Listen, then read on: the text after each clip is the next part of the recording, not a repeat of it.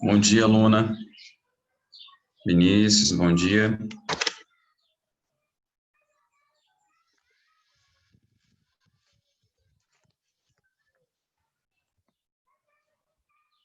E Pedro, bom dia. Vocês estão me ouvindo, meninos?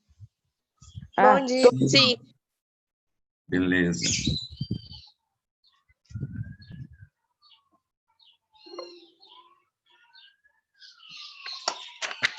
Bom dia, Lara.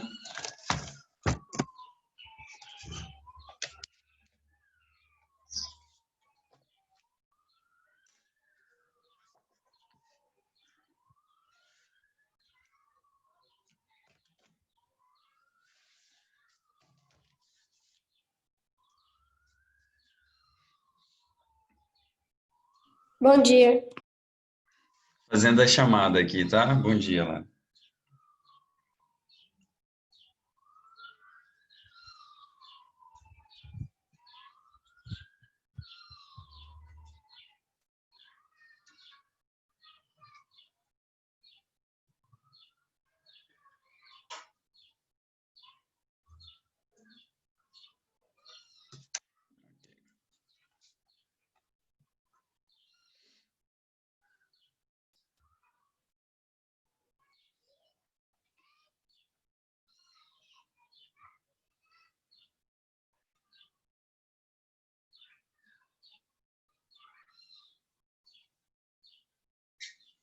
Estão visualizando aí?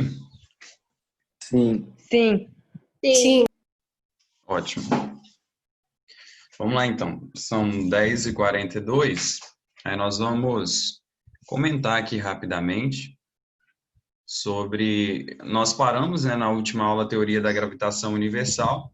Então, nós vamos abordar daqui para frente, tá? A página... Deixa eu só tirar esse negócio aqui. Beleza. A página no livro de vocês é a 10.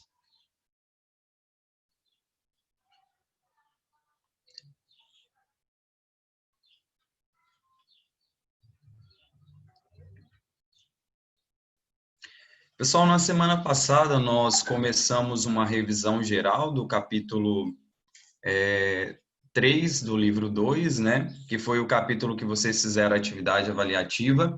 Na verdade, nem todos da turma fizeram a atividade, né? E a gente anunciou na aula, mandamos as mensagens, ainda estendemos os prazos, porém alguns ainda não fizeram. E, infelizmente, né, são 6 pontos, é bastante ponto perdido aí. mas eu creio que os que estão aqui todos fizeram. Agora, a teoria da gravitação, a gente vai dar continuidade nessa revisão, que é o conteúdo da nossa prova, que é hoje, né? Nossa prova já está em vigor. Já Vocês fiz a prova, tio. já fizeram? Ótimo. Então, Também, vocês já tio, já receberam. terminei. Perfeito. Vocês já receberam o link, né? E alguns aí, ó, estão anunciando que já fizeram. Perfeito. Vocês têm até 4 horas da tarde para realizar a prova. Está bem tranquilo sobre esse capítulo aí, ok? Vamos pincelar aqui rapidamente alguns pontos. Agora sobre a teoria da gravitação universal. Na semana passada nós falamos foi na página anterior ou nas últimas páginas aí sobre Isaac Newton, um cientista muito importante, né, que ele contribuiu para várias áreas, principalmente dentro da física e da astronomia, e as contribuições dele estavam ligadas, né, à questão da descoberta acerca do porquê que os objetos caem em direção à Terra, e nós já comentamos um pouquinho dessa gravitação, da atração, né, gravitacional da Terra, porém, na época dele não havia sido descoberta ainda, este termo ainda não era considerado, né, a teoria da gravitação universal. Outros cientistas importantes, que a gente também já comentou, como Galileu Galilei, ele fez seus experimentos dentro da ciência para haver uma comprovação. Sempre é necessário ter uma experimentação, ter testes, e isso leva um tempo, né, para depois chegarem a conclusões, que se torna uma teoria. Então, a teoria da gravitação universal, ela surgiu de questionamentos iniciais, como, por exemplo, por que que os objetos eles sempre caem em direção ao chão? É aquilo que a gente já começou a comentar, né, desde a semana passada. Para isso, vários estudos foram sendo feitos, né, desde a época de Aristóteles. A gente sempre escuta falar em Aristóteles, um filósofo, mas também um cientista muito importante, desde lá de 300 e pouco antes de Cristo, né? Ele constatou por meio de suas observações que os objetos mais pesados, eles caíam mais rápido do que os objetos mais leves. Ele já fez testes, né, e conseguiu contestar essa questão. Porém, na época de Aristóteles, a tecnologia não era avançada a nível de permitir tirar conclusões tão precisas, né? Então, nem tudo que Aristóteles conseguiu descobrir ou propor como teoria era realmente o real. Mas como ele era um cara muito influente, aquilo que ele sempre estava propondo era muito aceito pelas pessoas. Ele tinha muitos seguidores, muitos adeptos, né? Então, ele acreditava nessa questão.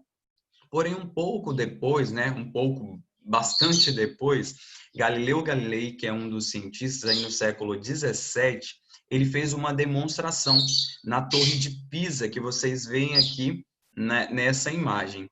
Ele subiu, né, e fez lá o seu experimento para tentar provar realmente se os objetos mais pesados eles caem primeiro. E liberando dois corpos com massas diferentes, massa é a quantidade de matéria que um corpo possui, né? Assim que ele liberou, ele fez lá os seus cálculos e as suas previsões de como que isso atingiria o solo, né, o chão. E a partir desse experimento, ele descobriu que tanto um corpo com uma certa massa e outro corpo com uma massa inferior, eles sofrem uma mesma aceleração. A aceleração é uma medida, né, uma grandeza da física. Então, eles sofrem uma mesma aceleração. A partir daí, eles perceberam que dois objetos, independente das suas massas, eles podem cair no chão ao mesmo tempo se eles não tiverem uma interferência, por exemplo, da resistência do ar, ok? Ele conseguiu fazer essas descobertas. A partir daí, pessoal, vieram, né, os Arquimedes com a sua proposta acerca da resistência do ar. Se vocês fizerem um experimento, Eduarda, bom dia. Se vocês fizerem um experimento, por exemplo, jogar uma folha aqui que está ventando bastante. Se você jogar uma folha e jogar um livro, você sabe que o livro tem uma quantidade de massa maior, né? Logo ele vai cair primeiro. Aristóteles, ele imaginava, né, que por ser mais pesado, eles ainda usavam esse termo, né? Por ser mais pesado, o livro que cai primeiro. Mas a folha não só cai junto ou primeiro que o livro, porque ela sofre mais interferência, mais resistência do ar. Foi aí que houve essa descoberta. Se a gente colocar alguma coisa que quebre a resistência do ar, esses objetos passam a cair juntos. Numa situação a vácuo, por exemplo, onde que não tem ali a presença do ar, né? Dois objetos, independentes da sua massa, eles vão cair juntos. Se você, por exemplo, observar um motoqueiro aí, essas pessoas que gostam de correr bastante de moto. Alguém ia perguntar? Não? Um motoqueiro, se ele está numa pista, né? Uma pista numa reta, normalmente esses caras gostam de correr bastante. O que que eles fazem para correr mais? Alguém poderia me dizer?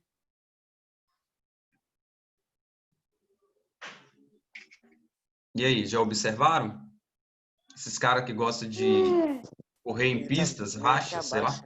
Oi? Meio que se abaixa. E quem falou? Quem respondeu? Pedro. Ótimo, Pedro. O que que eles fazem? Eles abaixam, deitam em cima ali do tanque da moto, né? Esse deitar ali em cima é para quebrar a resistência do ar. Com isso, ele consegue ganhar mais velocidade. Se ele estiver atrás de um caminhão, de um carro grande também, esse carro estiver em alta velocidade, ele consegue adquirir uma velocidade muito grande, porque aquele veículo da frente está quebrando a resistência do ar. Então, essa resistência do ar, observada por Arquimedes, né, outro cientista aí muito importante, ela tem tudo a ver com essa experimentação, beleza? Aí eles foram fazendo essas descobertas, né, acerca dos princípios da atração gravitacional. Daí Isaac Newton, aproveitando todas as contribuições de outros cientistas, né, e se intrigando e buscando mais respostas acerca da movimentação dos planetas, eles buscaram essa compreensão. Daí vieram, então, a ideia da gravitação. Esse termo refere-se à ação da gravidade. E, no caso, a atração gravitacional aí do universo, universal, né, é porque essa ação da gravidade, ela age tanto aqui na Terra ou como em qualquer outro corpo celeste. Então, todo corpo que possui massa, ele sofre a atração gravitacional. A gravidade, então, ela é uma força fundamental da natureza e ela está relacionando o quê? A força de atração, né, da ação à distância de um objeto que possua massa. Então, tudo que tem massa, eles procuram a se atrair. Como a Terra, ela é um astro que possui uma quantidade de massa bastante considerável, tudo que é objeto, tudo aquilo que possui massa que está próximo dela, ela acaba atraindo para próximo de si, ok? Aqui do lado, a gente tem os conceitos de massa, né, que é uma medida numérica da inércia. Inércia é uma propriedade da matéria, que tem a sua classificação aqui embaixo, também estudada em física, tá? E ela não varia de um lugar para o outro, a massa. Esse conceito de massa, ela não varia, independente do lugar no espaço. Onde que um objeto tiver, a massa dele, o valor da massa, vai ser o mesmo. E uma das unidades de medida básica para classificar massa é o quilograma, que a gente conhece bastante, né? E a gente utiliza um instrumento para medição de massa, que é a balança, ok? E já a inércia, né? Já que a massa mede o valor numérico da inércia, a inércia é a resistência que um objeto tem a se manter naquele seu estado inicial. Tranquilo? Aqui a gente vê uma representação, né, esquemática da força da gravidade entre esses astros, a Terra e a Lua. Então, o posicionamento dos astros aí no universo também tem a ver com as forças gravitacionais. Por que que eles ficam, né, em tal posicionamento? A força gravitacional atua nesse sentido. E a resposta para aquela pergunta, por que que os objetos caem em direção à Terra, os que estão aqui, né, nessa atmosfera próxima à Terra? Eles caem justamente por causa da atração gravitacional. Tranquilo? Segundo a teoria da atração gravitacional, tem aqui embaixo o conceito, né? Se dois corpos eles possuem massa, ambos eles vão sofrer uma força de atração gravitacional mútua. Então, um atrai o outro, né? E inversamente proporcional ao quadrado da distância em que se espera. Isso daqui já é um cálculo matemático para poder dar esta classificação. Tranquilo? Passando a página, pessoal, a página 11, tem uma representação, né, acerca aqui, ó, de pessoas que estão na Terra. Tem até a torre aqui já representando o experimento de Galileu. Mas as pessoas aqui, plantas, qualquer objeto, qualquer coisa que possua massa que esteja aqui, elas estão sendo atraídas. Essa atração, né, é uma força, então tem um vetor, tem uma setinha aqui indicando para o centro da Terra. Então, esse posicionamento, independente de onde que a pessoa esteja no nosso planeta, ela fica, né, nessa posição, os objetos ficam nessas posições por causa da atração gravitacional que a Terra exerce. Tranquilo? Qualquer pergunta, pessoal, podem se manifestar, hein? Aí nas próximas páginas tem atividades, né? Vocês já fizeram, a gente já corrigiu lá na sala de aula virtual. E aqui na página 15 agora, tem outros conceitos. Diferença de peso e massa. É importante a gente saber essa diferença agora, aqui dentro da física, porque a gente confunde muito e nós usamos eles como sinônimo ou às vezes como a mesma coisa. Se você vai em uma farmácia lá e tem uma balança, normalmente nessa balança você vai medir o quê? Alguém me responde? O peso. Então, o peso, Pedro. A gente sempre usa esse termo peso porque ele é comum a nós. Mas, na verdade, quando a gente vai a uma farmácia, nós estamos aferindo, medindo a nossa massa corporal, que é diferente do peso. O peso, ele varia, dependendo do lugar no universo onde que nós estamos, e a gente vai ver o conceito. Já a massa não varia.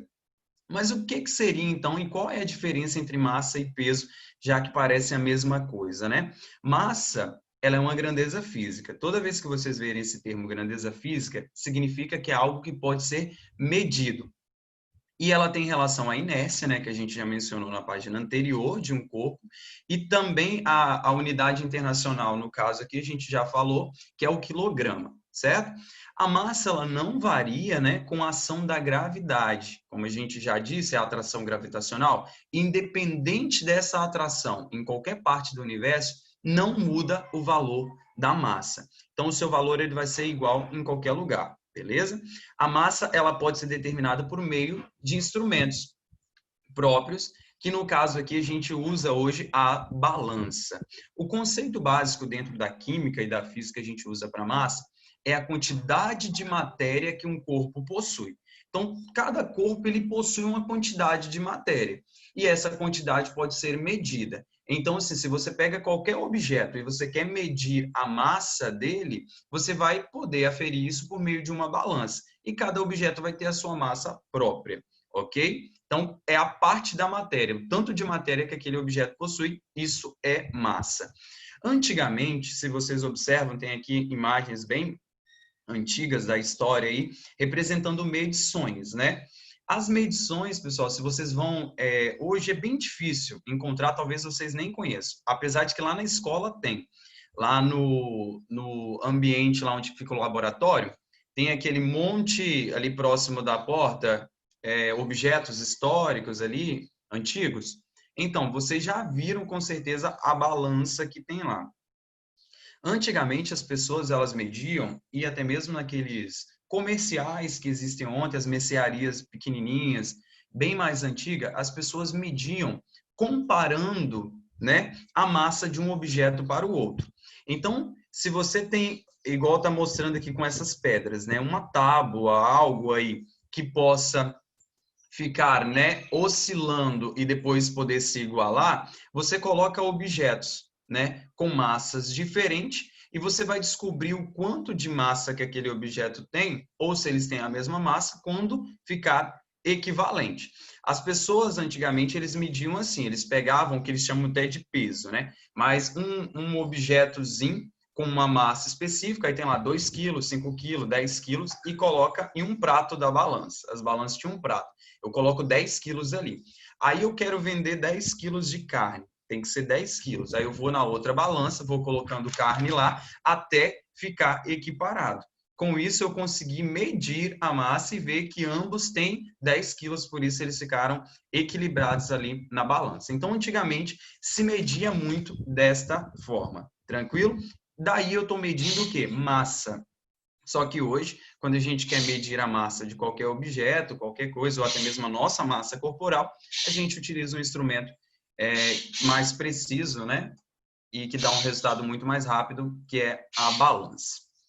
Agora, quando fala de peso, pessoal, o que seria peso? Peso é outro conceito, é diferente de massa. O peso, ele leva em consideração a grandeza que se chama força gravitacional. Essa força gravitacional que é exercida sobre um objeto, nós chamamos de força-peso, ok? Então, toda força gravitacional exercida sobre qualquer material, aquilo ali é uma força-peso. E por se tratar de uma força, o sistema internacional dá uma unidade de medida, uma letra para representar, que é a letra N. Então, aqui a gente não tem o kg de quilograma, a gente tem N de Newton, que foi o cientista que a gente acabou de falar, Isaac Newton, né, que contribuiu com os estudos acerca da gravidade. Tranquilo? Então, para representar a força-peso, força gravitacional, a gente usa o N. É diferente, né? E o peso, pessoal, ele pode ser medido por instrumentos diferentes. No caso aqui, usa-se um dinamômetro ou usa uma balança de molas. Não é aquela balança que mede a massa, é uma balança diferente, porque ela calcula a ação da gravidade, a força-peso. Vocês conseguem ver nessa imagem aqui? Aqui em Linhares tem uma ou outra farmácia que tem esse tipo de balança. Essa balança, sim, ela calcula primeiramente a força-peso, depois ela converte essa força-peso em um valor equivalente à massa, dando o resultado da massa corporal para a pessoa. Tranquilo? Mas ela tem essa capacidade de calcular a força-peso. Um dinamômetro, pessoal, ele, já que a pessoa vai calcular, medir o peso de algo exercendo uma ação de uma força ali, ela dá o resultado exato do peso. Entende? Então, quando eu falo peso, eu tenho que considerar a gravidade, a força, a atração gravitacional. E quando eu falo de massa, não leva em consideração a força gravitacional e ela não muda independente do lugar do universo. Aqui tem, né, um conceito de dinamômetro. E o peso, pessoal, como é uma grandeza, é algo que pode ser medido, existe uma fórmula específica para isso. A letra P maiúscula representa o peso, o M minúsculo representa a massa, né, que é multiplicado pelo valor da aceleração gravitacional, ok? A fórmula nós temos P igual a M vezes G. Para a gente descobrir o peso de algo aqui, na superfície da Terra, onde nós moramos, a gente considera um número fixo para a gravidade, a aceleração gravitacional, que é 10 metros por segundo ao quadrado. Como se trata de aceleração, é metros por segundo ao quadrado, ok? Isso aqui vocês vão estudar em física. Então, pessoal, esse número ele é fixo. Eu vou utilizar lá o P, né? Vou representar ele. Aí eu vou pegar a massa daquele objeto e vou multiplicar por 10, que é o valor. Assim eu vou achar o peso daquele objeto. Então, isso aqui é para calcular o peso, que é diferente de massa. Tranquilo? Aí, como é peso e ele muda, dependendo da atração gravitacional, da gravidade que exista em diferentes partes no universo, vão existir diferentes números para o peso. Então, peso muda, massa não muda. Beleza? Aí tem as atividades que vocês já realizaram, espero eu, já tenho corrigido lá, né? Lá na sala de aula virtual, que tem a correção também. E agora os movimentos, pessoal, movimentos da Terra, né? Aqui, rapidamente, vocês conhecem o movimento de rotação e o movimento de translação, são movimentos muito comuns. A gente tem que considerar que o nosso planeta ele é um planeta que possui um eixo de inclinação específico, ele faz o movimento de rotação, né? E esse eixo de inclinação tem tudo a ver com vários fatores, que até mesmo que a gente está estudando no capítulo 4, né? O capítulo atual sobre clima. O movimento de rotação, o que a gente precisa saber de importante sobre ele? é um movimento, né, que ele dura aproximadamente 24 horas, que é o que a gente arredonda aí para um dia, né? A gente chama assim de um dia, e ele é responsável então pela formação dos dias e noites, né? Durando essa parte aí, este tempo, ok? Já o movimento, vou acelerar aqui que já são 11h04, movimento de translação, a gente precisa saber sobre esse movimento, que ele já tem uma duração mais longa, né? Ele dura 365 dias e 6 horas, ok? Então, não são 365 dias exatos, tá? Por isso, tem a formação do ano bissexto. Como o dia ele não dura somente 365 e sobra essas horas, para ficar mais fácil uma organização, eles fizeram a seguinte maneira: organizaram o ano em 365 dias, 3 anos. A cada 4 anos, aquelas 6 horas que sobra de cada um deles, eles unem todas elas e formam mais um dia. Então, a cada 4 anos, 4 vezes 6 vai dar 24 horas, né? Eles acrescentam um dia chamado, aquele ano, então, de ano bissexto, onde que ele vai ter um dia a mais, e esse dia no calendário, ele é acrescentado lá em fevereiro. Fevereiro é um mês que tem 28 dias nos 3 anos anteriores, e no 4º ano ele vai passar a ter 29 dias. Isso aí é bem tranquilo, né? É sobre o movimento de translação. Então, o movimento de translação, ele dura aí o que a gente chama de ano, ok? E ele ainda é responsável por vários eventos, né? Ele está ligado a muitos eventos, como a formação das estações do ano, por exemplo. O movimento de precessão não é um movimento muito comum, né? Devido ao eixo de inclinação da Terra aí de 23,5 graus, né? Esse movimento é um tipo de movimento que a Terra exerce, que ele é um movimento semelhante ao que o peão faz. A gente vê que a Terra vai fazendo um movimento de rotação em torno do seu próprio eixo, mas ainda ela vai fazendo outro movimento, né? Que é esse movimento estilo peão. Quem conhece esse objeto aqui que as crianças antigamente brincavam bastante, hoje poucas brincam, né? Ele faz um movimento circular em torno do seu eixo, porém, na Terra ali, ele ainda vai fazendo um círculo maior. E isso equivaleria ao que a Terra faz de movimento de precessão, que a gente chama, né? Ele leva cerca de 26 mil anos para completar uma precessão, então é algo que dura muito tempo, né? Por isso que a gente não considera, não fala tanto desses movimentos. Além desses, existem outros movimentos que também não são tão comentados, ok? A precessão, ela também é conhecida como precessão de equinócio, né? Os equinócios, eles deslocam ao longo da eclíptica, que é o movimento, né? A direção onde que a Terra ela vai. Então, tudo isso, pessoal, está interligado, fazendo ações nos efeitos ali de mudanças nas estações do ano e todas as interferências que isso pode vir a trazer. Nós temos ainda as estações, né? Só faltam 3 minutos. As estações, nós temos a primavera, verão, outono e inverno, e cada uma delas vai estar ligado aos movimentos que a Terra faz e a quantidade de sol, de incidência dos raios solares em que recebe ali nos hemisférios, como vocês já estudaram bastante também lá nas videoaulas. E para a gente concluir aqui, ó, vocês veem o posicionamento, né? Solstício e equinócio são os inícios, né, de cada uma das estações, recebem esses termos. E eu acho que a gente já falou de todos. Beleza, e aqui são as atividades de revisão, que nós temos a correção lá também. Pessoal, só um instante que eu não fiz a chamada de todos, eu preciso ainda dar um print. Vejam bem, como eu disse para vocês, alguns alunos não fizeram atividade avaliativa, né? Foram 6 pontos. A nossa prova é hoje, ela tem que ser entregue hoje, ok? Até 4 horas da tarde, no valor de 10,5 pontos. As atividades do capítulo 3, que é esse aqui que a gente estava revisando, e do capítulo 4, que a gente encerra essa semana, elas precisam ser enviadas para o meu e-mail. Então, todas as atividades do capítulo, elas estão propostas lá na videoaula e elas também estão corrigidas lá na videoaula, tá? Lá na sala de aula virtual.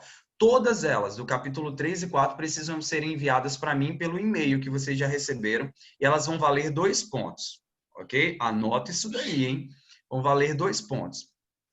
E a participação de vocês aqui na videoaula e a participação de vocês lá na sala virtual, que eu tenho o controle, né, da porcentagem do tanto que vocês já assistiram, vai valer 1 ponto. Tudo isso vão formar os 9 pontos. Tranquilo? Alguma dúvida, pessoas? Não. Não, né? Então, vocês já, a maioria que está aqui me falou que já fez a prova, certo? E eu quero que vocês façam aí e tirem um notão, hein?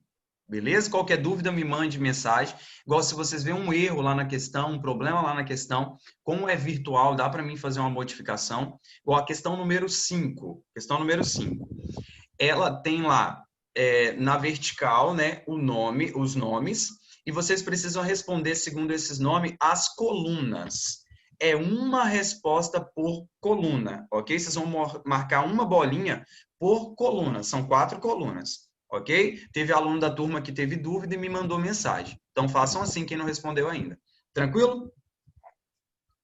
Ok. Então, tá.